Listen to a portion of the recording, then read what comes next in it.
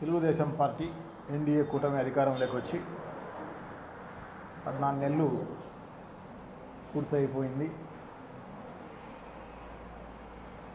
ఈ 14 నెలల్లో దాదాపు 1,86,000 కోట్ల రూపాయలు ఆంధ్ర రాష్ట్ర ప్రజలను తాకట్టు పెట్టి అప్పులు తీసుకురావడం జరిగింది. ఈ మొదటి సంవత్సరంలో ఏదైతే ఎన్నికల మేనిఫెస్టోలో చెప్పడం జరిగిందో దాని అంతా కలిపి దాదాపు 84,000 కోట్ల రూపాయలు ప్రజలందరికీ బాకీ పడడం జరిగింది.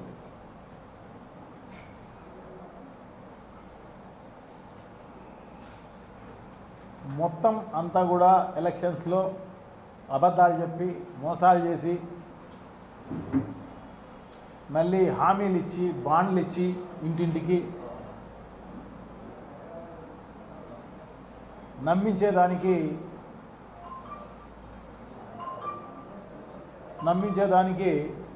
వాళ్ళంతా కూడా పెద్ద ప్రయత్నం. ఏమంటే మేమంతా క్యాలిక్యులేట్ చేసుకున్నాం, బడ్జెట్ సహకరిస్తుంది, ఏమి ఇబ్బంది ఏం లేదు అంటే సంపద సృష్టించేస్తాం, మేము చెప్పినట్టుగా ఇచ్చే కార్యక్రమం చేస్తాం, ఒకవేళ ఇవ్వకపోతే చొక్కా పట్టుకొని నిలదీయండి అని చెప్పేసి ప్రజాగలంలో నారా లోకేష్ చెప్పడం జరిగింది. అలాగే చంద్రబాబు నాయుడు గారు చెప్పడం జరిగింది, పవన్ కళ్యాణ్ గారు కూడా చెప్పడం జరిగింది. బీజేపీ వాళ్ళు పాల్గొనలేదనుకోండి ఆ కూటమిలో ఉన్న పార్టీ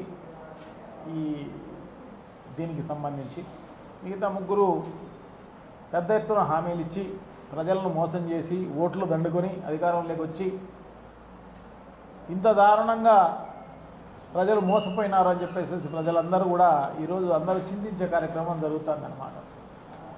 ఊరికే పాలిచ్చే ఆవును పోగొట్టుకొని జగన్మోహన్ రెడ్డి గారిని తన్నే గాడిదను దున్నపోతున్న తెచ్చుకున్నాము అని చెప్పేసి ప్రజలందరూ బాధపడుతున్నారు. ఈరోజు గడప గడపకు చేయడం జరుగుతోంది బాబు షూరిటీ మోసం గ్యారెంటీ అని. సో ప్రజలు చెప్తున్నారు మోసం గ్యారెంటీ కాదు సార్, మాకు నిజంగా కూడా అన్ని రకాలుగా అబద్ధాలు గ్యారెంటీ, కరువు గ్యారెంటీ, మోసం గ్యారెంటీ, అన్ని గ్యారెంటీలే చెప్తున్నారు, ప్రజలే చెప్తున్నారు. ఆ రకంగా నిజంగా మోసపోయినామని చెప్పేసి సో చాలా దారుణం. నిన్న అచ్చెన్నాయుడు గారు చెప్తున్నారు ఆడబిడ్డ నిధి అనేది అది అమలు చేస్తే ఈ రాష్ట్రాన్ని అమ్మేయాల్సిందే అని చెప్పి. ఈ రాష్ట్రాన్ని ఎప్పుడో అమ్మేస్తున్నారు. ఎందుకంటే 13-14 నెలల కాలంలోనే 1,86,000 కోట్ల అప్పు ఒక్క సంక్షేమ కార్యక్రమానికి ఇచ్చిన పరిస్థితి లేదు. ఈ రాష్ట్రాన్ని అభివృద్ధిలో భాగంగా ఏమన్నా ఖర్చు పెట్టిన పరిస్థితి లేదు. అంత మోసం, అన్ని లంచాల కోసం, అవినీతి కోసం అంతా కూడా ఖర్చు పెట్టే లంచాలు, కమిషన్లు, దానికి ఖర్చు పెడతానారేమో కానీ నిజంగానే శ్వేతపత్రం రిలీజ్ చేయాల్సిన అవసరం తప్పకుండా ఉంది. దీనిపైన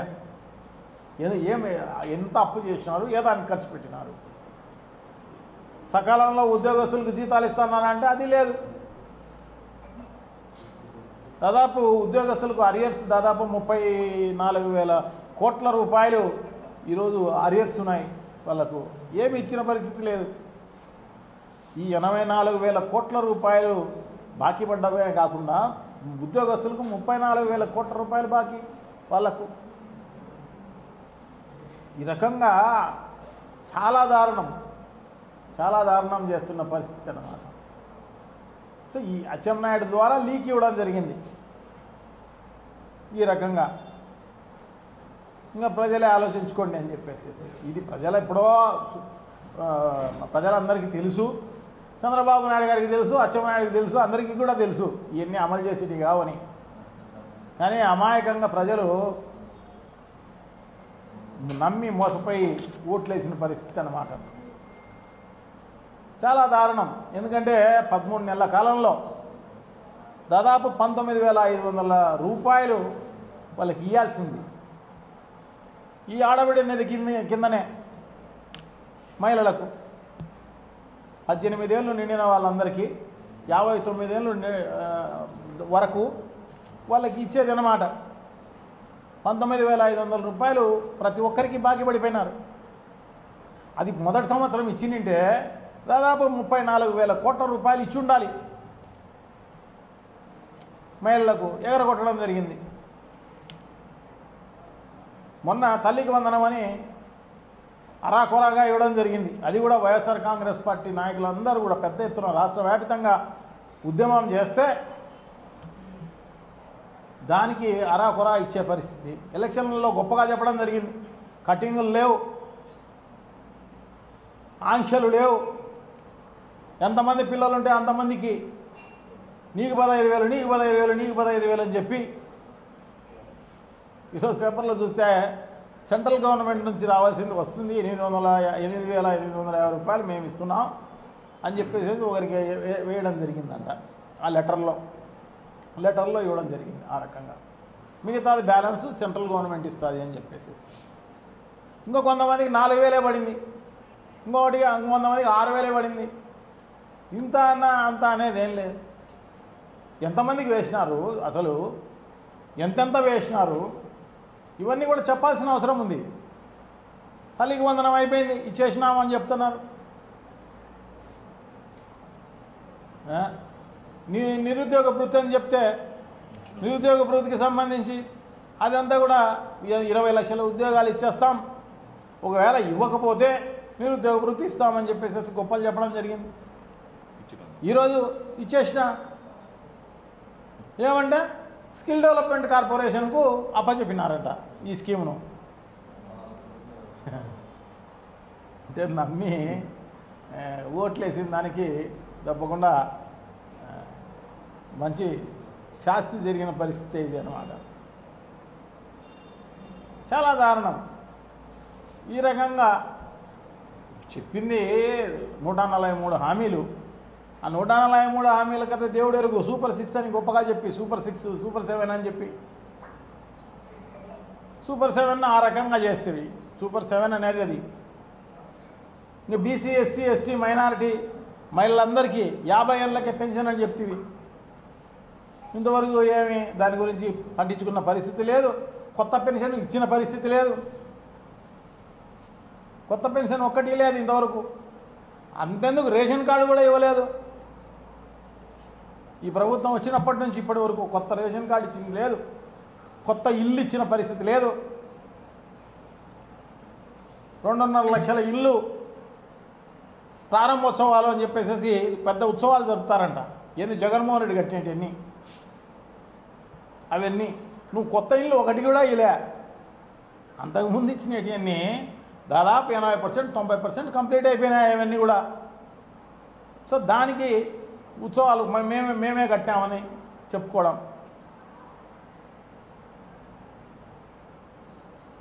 చాలా దారుణం. తర్వాత ఆర్టీసీ బస్ అనేది, ఉచిత ఆర్టీసీ బస్ అనేది దాన్ని ఊసేలేదు. అది డేట్లు చెప్తా ఉన్నారన్నమాట. ఈ నెల ఆ నెల, ఈ మంత్ ఆ మంత్ అని చెప్పేసేసి చాలా దారుణం. ఇకపోతే అన్నదాత సుఖీభవ అనేది అస్సలు లేదు. దాని గురించి ఊసేలేదు. అది జూన్ 1వ తారీఖు అండి. జూన్ 1వ తారీఖు బాయ్. మళ్ళీ ఇప్పుడు కూడా జూలై కూడా పోయే పరిస్థితి ఉంది. ఇంతవరకు ఇచ్చిన పరిస్థితి లేదు. మొదటి సంవత్సరం ఎగరగొట్టేసినారు. మొదటి సంవత్సరం ఖరీఫ్ పోయింది, రబీ పోయింది. ఈ 2వ సంవత్సరం మళ్ళీ ఖరీఫ్ కూడా దాదాపు 60 రోజులు అయిపోయింది ఖరీఫ్ అయిపోయి. సో ఇంతవరకు ఇచ్చిన పరిస్థితి లేదు. ప్రతి ఒక్కరికి కూడా 20,000 రూపాయలు, అది కూడా కేంద్ర ప్రభుత్వం ఇచ్చే 6,000 రూపాయలు కాకుండా మేము ఇస్తాము అని చెప్పేసేసి గొప్పలు చెప్పి మోసం చేసి ఇంతవరకు 1 రూపాయి ఇచ్చిన పరిస్థితి లేదు వాళ్ళకు. ఇంతవరకు పంట నష్టం ఇచ్చిన పరిస్థితి లేదు. అసలు మద్దతు ధర ఇచ్చిన పరిస్థితి లేదు. ఈరోజు చూస్తే వరి, మిరప, పత్తి, జొన్న, కందులు, మినుములు, పెసలు, మొక్కజొన్న, సజ్జలు, రాగులు, అరటి, ఉల్లి, చీని, కోకో, పొగాకు, మామిడికైతే మొన్న ఊరికే మద్దతు ధర కేంద్ర ప్రభుత్వం నుంచి వచ్చిందని ఊరికి అనౌన్స్ చేసినారు తప్ప ఇంతవరకు ఇచ్చిన పరిస్థితి అంతకన్నా లేదు. సున్నా వడ్డీ అంతకన్నా ముందు లేదు. ఎరువులు సకాలంలో ఇచ్చిన పరిస్థితి లేదు. రైతు భరోసా కేంద్రం తెరిచే పరిస్థితే లేదు. అసలు పరిపాలన అనేది అసలు ఈ రాష్ట్రంలో ఉందా? శాంతి భద్రతలు అనేటివి ఉన్నాయా? ఏం లేవు. శాంతి భద్రతలు లేవు. ఎక్కడ చూసినా మానభంగాలు, ఎక్కడ చూసినా అత్యాచారాలు, హత్యలు. ఈ ప్రభుత్వం వల్ల చేసేదల్లా ఇదే కాకుండా ఎక్కడ చూసినా గంజాయి, ఒక గంజాయి రాష్ట్రంలాగా తయారు చేసిన పరిస్థితి అన్నమాట. మాఫియా బ్రాందీ షాపుల్లో ఇప్పుడైతే విచ్చలవిడిగా వేరే రాష్ట్రాల నుంచి వచ్చే సరుకు అయితేనేమి, అది పెద్ద బ్రాండ్ల పేరుతోటి ఇవి కల్తీ సారాయి తయారు చేసి ఇచ్చే కార్యక్రమం అంతా జరుగుతోంది. ఎక్కడ చూసినా, ఏ బ్రాందీ షాపులు చూసినా పర్మిట్ రూములు, బార్లు తలపిస్తున్నాయి. పెద్ద బ్రాండ్లు ఈ రాష్ట్రంలో కొనే పరిస్థితే లేని పరిస్థితి. ఎక్కడి నుంచైనా బయట రాష్ట్రం నుంచి తెచ్చుకుంటున్నారు అందరూ. ఎందుకంటే కల్తీ అంతా, మొత్తం కల్తీ. ఇది తప్ప వేరే ఈ రాష్ట్రంలో ఉచిత ఇసుక అని చెప్పినారు. ఉచిత ఇసుక నామరూపాలే లేవు. గొప్పగా ప్రతి ఇంటికి పోయి నిత్యావసర సరుకులు ఈ రాష్ట్రంలోనే ఎక్కువ ఉన్నాయి. మేము వస్తే ఇటువంటిది ఉండదు.